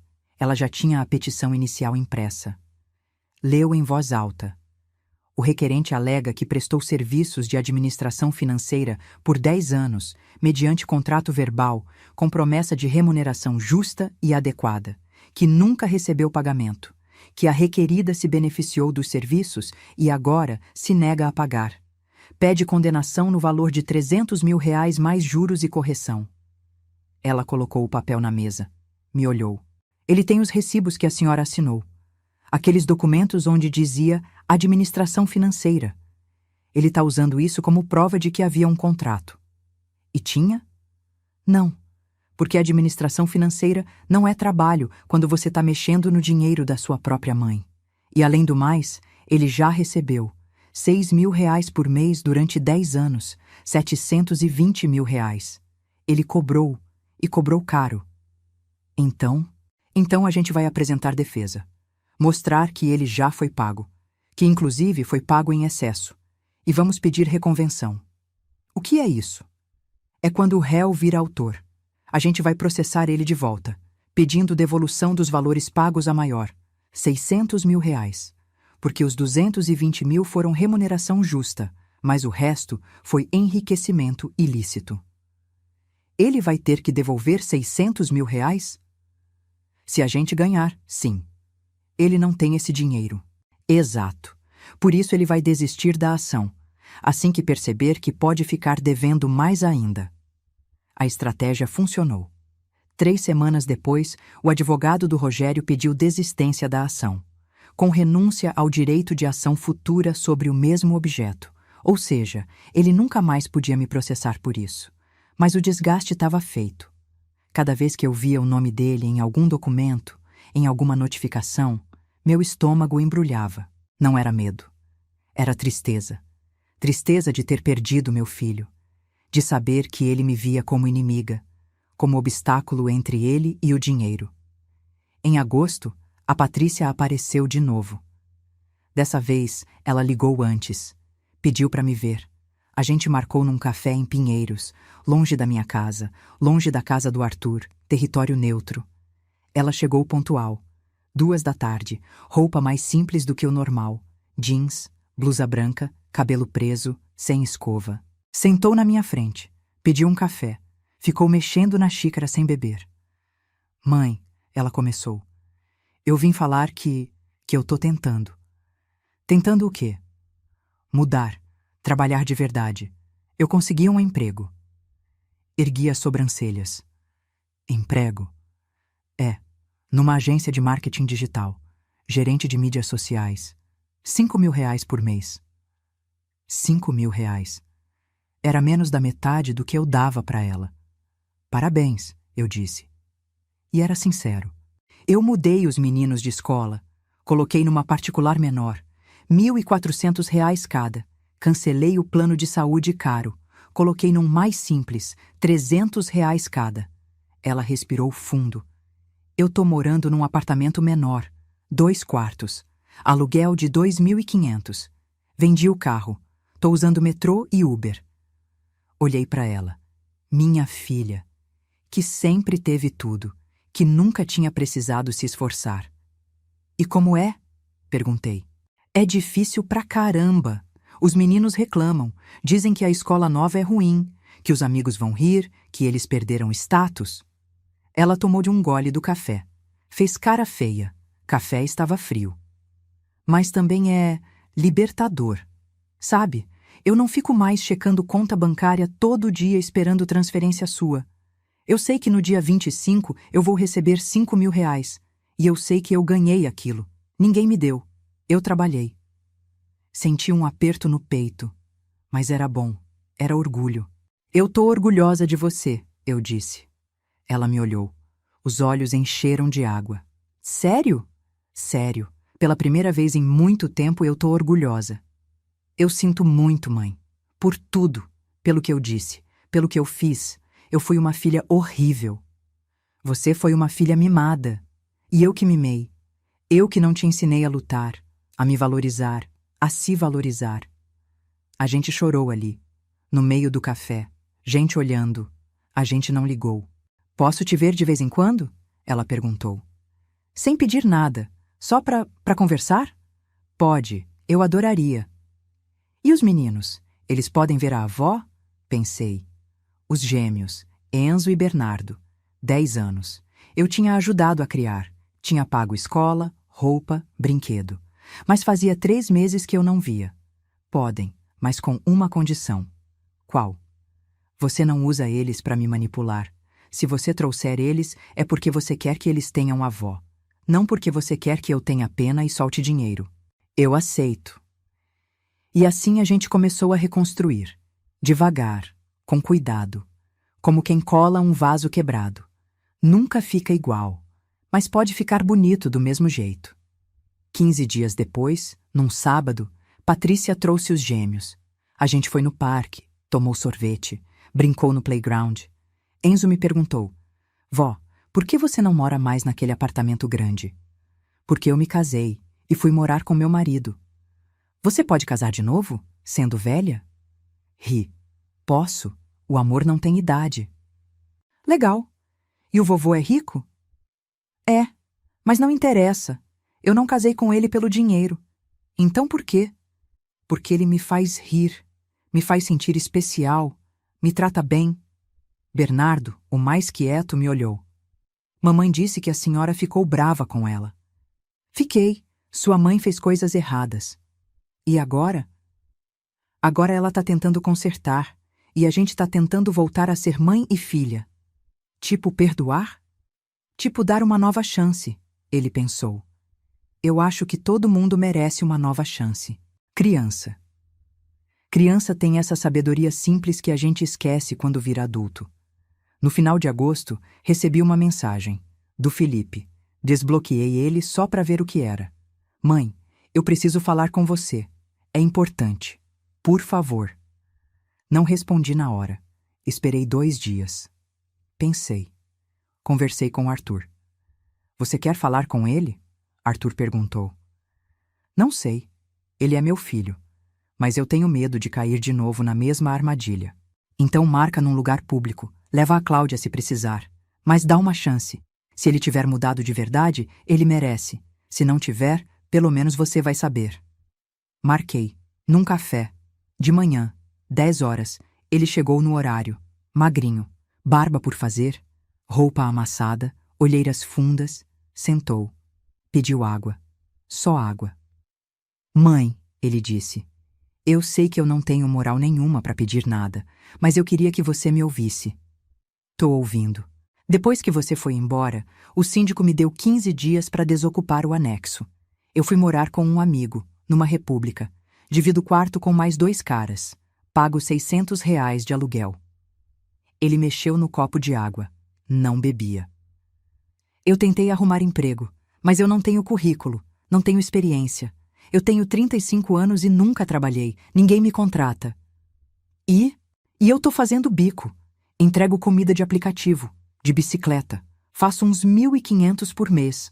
Junto com os 600 do aluguel, sobra 900 para comida, transporte, tudo. Ele finalmente tomou um gole. A mão tremia. Eu sei que eu desperdicei minha vida, que eu usei você, que eu sou um fracasso, mas eu tô tentando. Pela primeira vez, eu tô tentando de verdade. O que você quer de mim, Felipe? Nada. Eu não vim pedir dinheiro. Eu vim pedir perdão. Silêncio. Ele continuou. Eu fui um parasita. Eu sabia que você se sacrificava por mim e eu não ligava. Eu achava que era meu direito, que você me devia, e você não me deve nada. Você me deu tudo, e eu desperdicei. As lágrimas começaram a descer no rosto dele. Eu só queria que você soubesse que eu entendi, que eu tô pagando o preço e que eu não te culpo. Você fez o que tinha que fazer. Olhei para o meu filho, meu bebê, aquele que eu protegi demais, que eu deixei virar adulto sem crescer. Você tá fazendo terapia? Perguntei. Ele negou com a cabeça. Não tenho dinheiro. A fundação oferece acompanhamento psicológico gratuito. Não é só para idosos, é para quem precisa. Você quer? Ele me olhou, surpreso. Você faria isso por mim? Eu sou sua mãe, Felipe.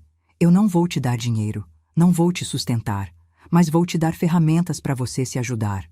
Se você quiser. Eu quero. Peguei meu celular, liguei para a coordenadora da fundação. Agendei primeira consulta para o Felipe, na quinta-feira seguinte. Obrigado, mãe, ele disse quando a gente se despediu. Não me agradeça, me mostra, com atitudes. Ele foi, de bicicleta, com aquela mochila de entregador nas costas. E eu fiquei pensando, será que tinha esperança? Será que ele ia realmente mudar? Não sabia. Mas pelo menos dessa vez, eu não estava facilitando. Não estava dando dinheiro. Não estava resolvendo o problema dele. Estava dando chance. Mas a luta era dele. Setembro chegou. Primavera, flores, calor voltando. Eu e Arthur fizemos a primeira viagem internacional. Portugal. 15 dias. Lisboa, Porto, Sintra, museus, vinícolas, restaurantes, caminhadas. Foi mágico, porque era a primeira vez que eu viajava sem preocupação, sem pensar em quanto estava gastando, sem pensar se meus filhos precisavam de alguma coisa. Eu estava vivendo. Finalmente. Voltamos no dia 22 de setembro. No aeroporto de Guarulhos, no desembarque, eu liguei o celular. Tinha uma mensagem da Patrícia. Mãe, o Rogério tá no hospital. Teve um infarto. Ele tá pedindo para ver você. O mundo parou. Infarto. Meu filho. Meu primogênito. Liguei na hora. Patrícia atendeu no primeiro toque. Mãe, onde você tava? Eu tentei ligar 1000 vezes. Eu tava viajando. O que aconteceu? O Rogério teve um infarto ontem de manhã. Ele estava em casa sozinho. Conseguiu ligar pro SAMU. Tá internado no Sírio. Mas, mãe, é grave. Fomos direto pro hospital. Eu, Arthur, direto do aeroporto. Nem passamos em casa. Chegamos. UTI. Aquele cheiro de hospital. Aquela luz branca. Aquele som de máquinas apitando. A Patrícia estava na sala de espera. O Felipe também. Os dois com cara de quem não dormiu. Como ele tá? Perguntei. Estável. Mas foi grave. Obstrução de 90% da artéria. Ele vai ter que fazer cirurgia. Ponte de safena. Mas primeiro precisa estabilizar. Posso ver ele? Pode, mas só 5 minutos. E só um de cada vez. Entrei. A UTI era aquilo que você vê em filme. Cortinas separando os leitos, pessoas entubadas, monitores apitando. Rogério estava no leito 7, deitado, pálido, magro. Parecia ter envelhecido 10 anos. Os olhos dele abriram quando eu me aproximei. Mãe, ele sussurrou. Oi, filho. Você veio. Vim, claro que vim. Ele tentou falar. Tossiu, fez cara de dor. Calma, não força. Eu preciso falar. Depois, quando você melhorar. Não, agora, caso eu não. Você vai ficar bem. Ele balançou a cabeça, fraco. Eu fui um filho de merda. Não contestei, porque era verdade. Eu só pensava no dinheiro. Nunca em você. Nunca enquanto você sofria. Eu só queria mais. Sempre mais. Uma lágrima desceu no rosto dele. Desculpa, mãe. Eu sinto muito. Segurei a mão dele, magra, fria, cheia de agulhas de soro. Eu aceito seu pedido de desculpas, eu disse. Mas você precisa entender uma coisa. Desculpa não apaga o que foi feito. Desculpa é o primeiro passo. Não é o último. Eu sei. Você me machucou. Muito. Você e seus irmãos. Vocês me trataram como caixa eletrônico. Como se eu não tivesse sentimentos. Como se eu não merecesse viver. Eu sei. E eu vou mudar. Se eu sair daqui, eu vou mudar. Olhei para ele, meu filho, que estava ali, naquela cama por causa do estresse, por causa das dívidas, por causa da vida que ele construiu em cima de mentiras e exploração. Você quer mudar ou você quer que eu volte a te bancar? Perguntei. Ele ficou quieto, pensando. As duas coisas, ele disse. E pelo menos foi honesto. Eu não vou te bancar nunca mais, Rogério, nem a cirurgia, nem a internação, nem as dívidas. Mas vou te dar a mesma coisa que dei pro Felipe: ferramentas, terapia, consultoria financeira, cursos, mas o trabalho é seu. E se eu não conseguir pagar o hospital? Você vai pro SUS, ou vende alguma coisa, ou pede empréstimo para alguém que não seja eu. Parece cruel, sei que parece, mas não era. Era amor, amor de verdade, que não salva, que deixa cair para aprender a levantar. Tá bom, mãe, ele disse. Eu aceito. Saí. A enfermeira já estava me olhando. Os 5 minutos tinham passado. Fui para a sala de espera. A Patrícia me olhou. E aí? Ele vai ficar bem, mas ele vai ter que se virar sozinho. Você não vai pagar o hospital? Não. Mãe, é uma fortuna. Ele não tem como. Ele tem. Ele vende o carro, vende o que sobrou de patrimônio, pede empréstimo, negocia com o hospital. Mas não sou eu que vou resolver. Ela ia falar alguma coisa, mas o Felipe tocou no braço dela. Deixa, Paty, ela tá certa. Patrícia me olhou. Depois olhou pro Felipe, depois suspirou. Tá, você tem razão. A gente estragou a vida dela tempo demais. Ficamos ali até de noite. Até o médico sair e dizer que o Rogério estava estável, que a cirurgia ia ser na semana seguinte, que as chances eram boas. Fui para casa, pro apartamento do Arthur. Tomei banho, comi alguma coisa, dormi. No dia seguinte voltei no hospital. Levei flores. Não para dar. Para deixar na recepção para algum paciente sem visita. Porque eu tinha aprendido. Tinha aprendido que amor não é dar tudo. Amor é dar o certo. Na hora certa. Do jeito certo. E às vezes, amor é dizer não. A cirurgia do Rogério foi no dia 28 de setembro. Durou 6 horas. Ponte de safena tripla. Complicada, mas bem-sucedida. Eu não fui. Mandei flores. E uma mensagem. Torço pela sua recuperação. Mãe. A Patrícia ligou quando ele saiu da cirurgia. Correu tudo bem. Ele tá na recuperação. Ótimo. Fico feliz. Você não vem ver ele?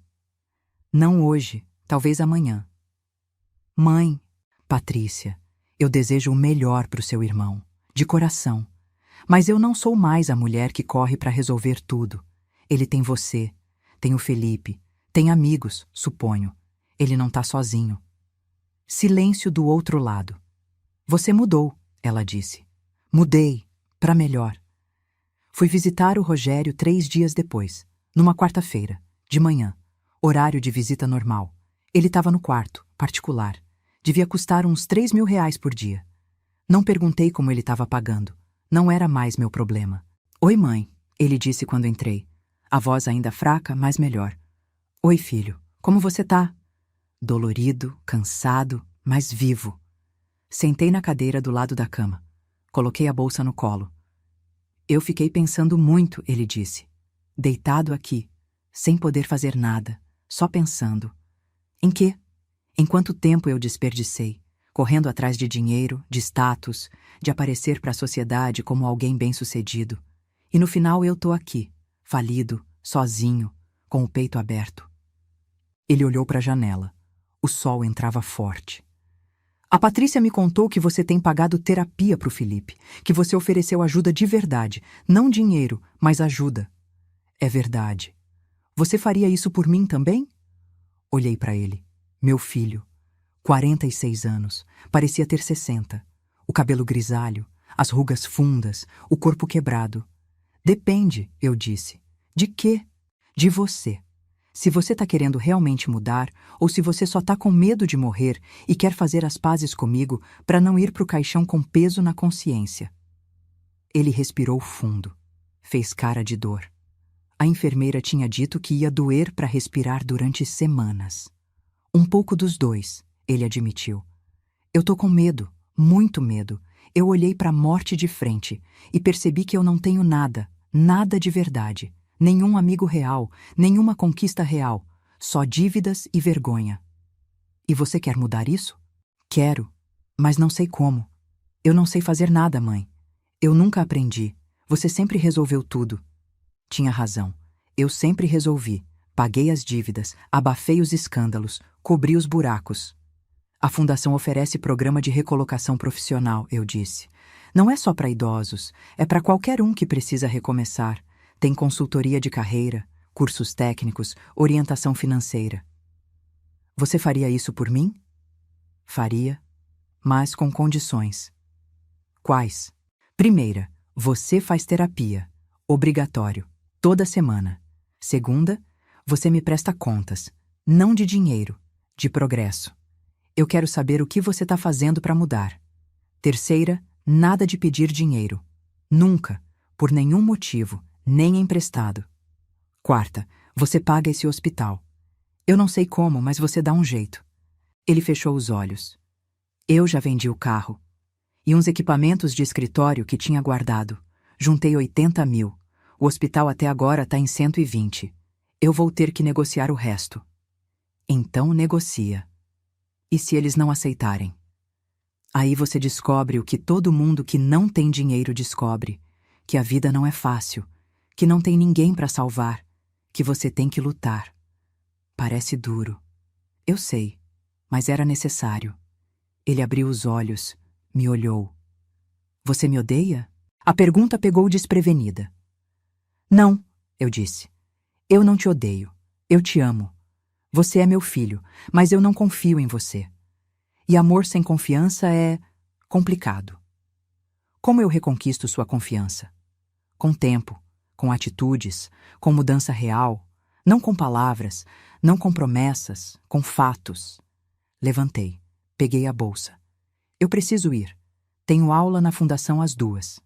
Mãe, virei. Obrigado, por não ter desistido de mim completamente. Sorri, triste, mas verdadeiro. Eu nunca desisti de você, Rogério. Eu só parei de me matar tentando te salvar. Saí. O corredor do hospital. Aquele cheiro de álcool e remédio. Gente andando apressada. Maca passando. Vida e morte acontecendo ao mesmo tempo. E eu tava viva. Realmente viva. Pela primeira vez em tanto tempo. Outubro chegou. A fundação fez 3 meses. A gente já tinha atendido 240 pessoas. Idosos. Adultos em crise, gente precisando de recomeço. O Felipe estava frequentando a terapia. Religiosamente. Toda quinta, 7 da noite. E tinha arranjado um emprego de verdade. Assistente administrativo numa empresa pequena. 2.500 por mês. Pouco, mas honesto. Ele me ligava toda semana. Não para pedir nada, só para contar. Como tinha sido o dia, o que tinha aprendido, as dificuldades. Mãe, é difícil pra caramba acordar todo dia às 6 da manhã, ele disse numa dessas ligações. Mas também é bom. Eu me sinto útil, pela primeira vez. Eu tô orgulhosa de você, eu disse. E era verdade. A Patrícia continuava trabalhando. Tinha até conseguido aumento, R$ 600 a mais, 5.600 agora, e estava economizando, guardando R$ 200 por mês numa poupança. Para emergências. Ela me contou quando a gente almoçou juntas num domingo. Porque eu percebi que eu sempre corria para você quando tinha emergência. Agora eu quero ter meu próprio colchão. Os gêmeos tinham se adaptado à escola nova. Reclamaram no começo, mas fizeram amigos. Estavam bem. Eles perguntam de você, Patrícia disse. Querem saber quando vão ver a avó de novo. Marca alguma coisa, fim de semana. A gente pode ir no zoológico ou no parque. Você paga? Eu pago a entrada. Vocês pagam o lanche. Ela riu. Negociadora. Realista. E o Rogério? O Rogério teve alta no dia 12 de outubro. Ficou 2 semanas internado. A conta final deu R$ 153 mil. Ele negociou. Conseguiu parcelar em 24 vezes, 6.300 por mês. Ia doer. Mas era possível. Ele vendeu o apartamento onde morava. Quitou as dívidas mais urgentes, mudou para um lugar menor, aluguel de 2.200, e arrumou emprego, vendedor de imóveis, comissão pura, sem salário fixo, tinha que ralar para ganhar. É humilhante, ele me disse quando a gente se viu, 1 mês depois da alta. Eu que era empresário, consultado, agora tô batendo de porta em porta, oferecendo apartamento. Humilhante é roubar a própria mãe, eu disse. Trabalhar é digno. Ele engoliu seco. Concordou. Novembro. Primavera virando verão. Calor chegando forte. Eu e Arthur fizemos a segunda viagem, dessa vez para o sul. Gramado, Canela, Bento Gonçalves, Rota do Vinho. Ficamos 10 dias. Visitamos vinícolas. Comemos fondue. Andamos de Maria Fumaça. Tiramos fotos. E eu postei no Instagram da fundação. Porque sim, a gente tinha Instagram agora. A Patrícia que tinha criado e gerenciava. Trabalho voluntário. A foto teve 340 curtidas e vários comentários. Que lindo ver a dona Helena feliz. Inspiração para a terceira idade. Nunca é tarde para recomeçar. Quando voltamos, tinha uma surpresa esperando. Os três, Rogério, Patrícia e Felipe, na porta do prédio do Arthur. Meu coração disparou. O que aconteceu? Nada, Patrícia disse, sorrindo.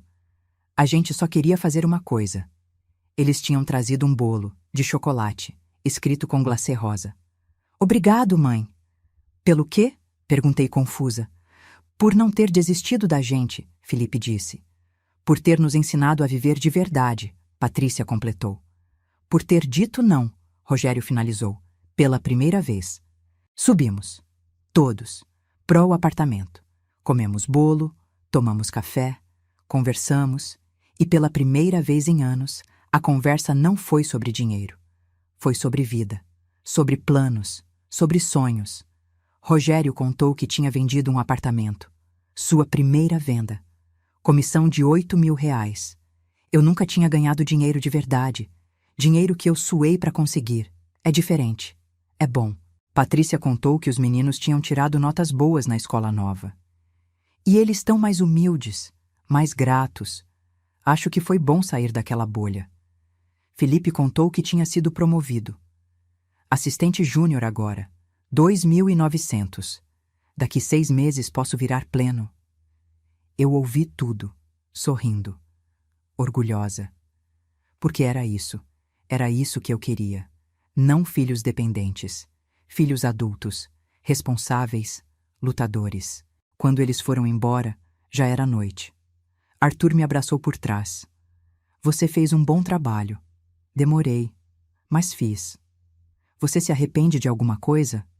Pensei, de verdade. Não, eu disse.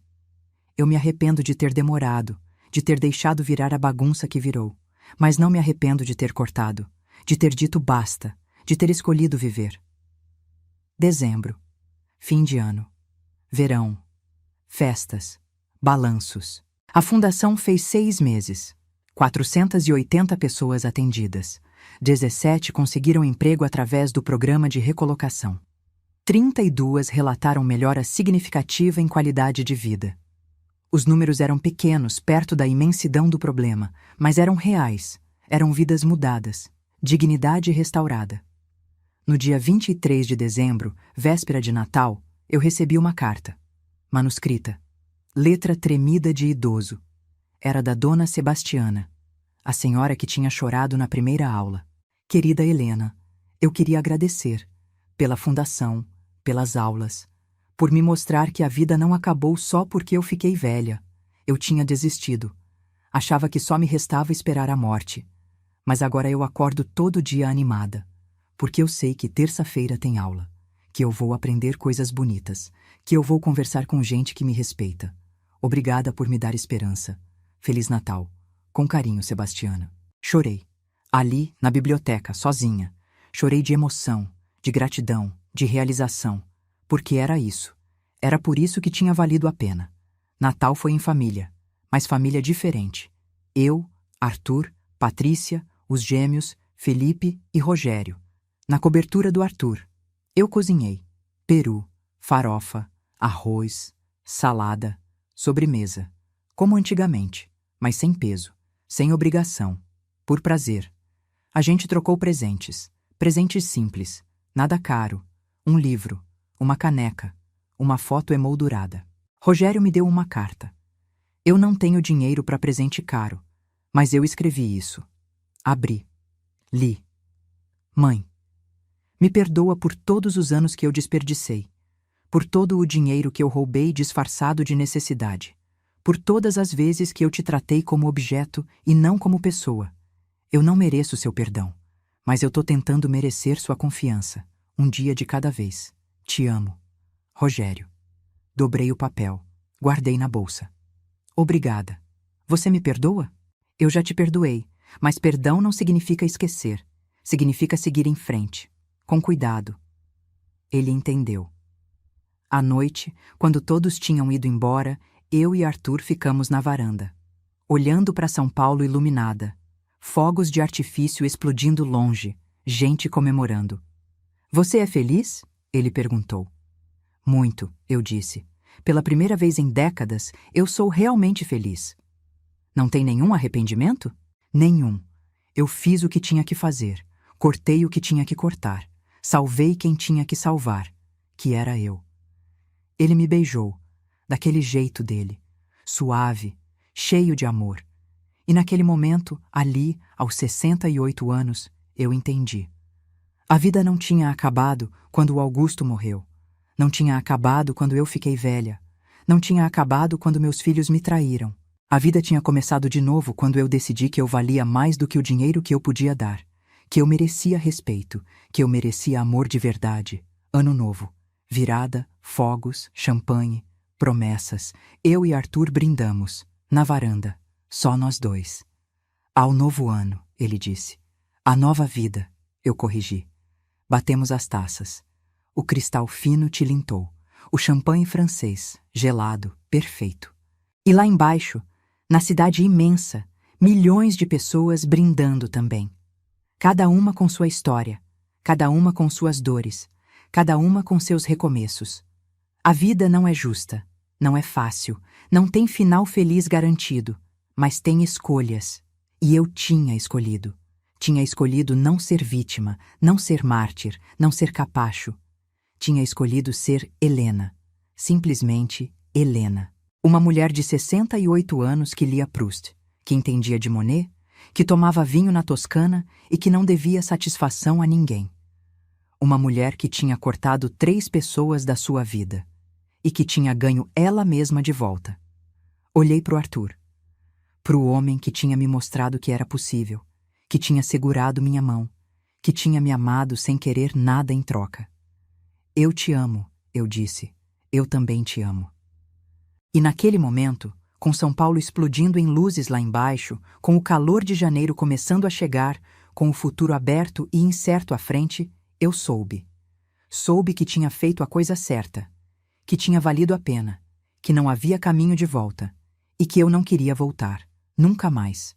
Os fogos continuaram, vermelhos, azuis, dourados, iluminando o céu escuro de verão, e eu estava livre, finalmente, completamente, absolutamente livre.